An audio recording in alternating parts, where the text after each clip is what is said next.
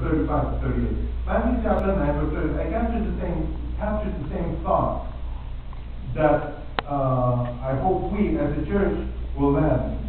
Let's read together this verse. Scripture says that Jesus did what? Okay. Jesus did what again? Jesus went. Alright? Jesus went. He went through all the towns and villages, teaching in the synagogues and preaching the good news of the kingdom of God and healing every disease and sickness. Notice what Jesus did not do. Alright? He didn't build a tent and said, okay, we're going to have a revival here at 7 o'clock this evening. I want everybody to come. Come to this place.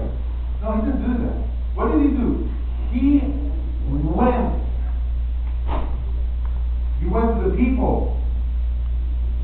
He was overwhelmed by the love of God. He didn't wait for the people to come to him, but he went out to the people.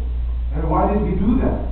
Verse 36, it follows the next verse if you're following the Bible. Verse 36, it says this. When he saw the crowd, he had what? Compassion. He had compassion on them. Because they were harassed and helpless, like sheep without a shepherd.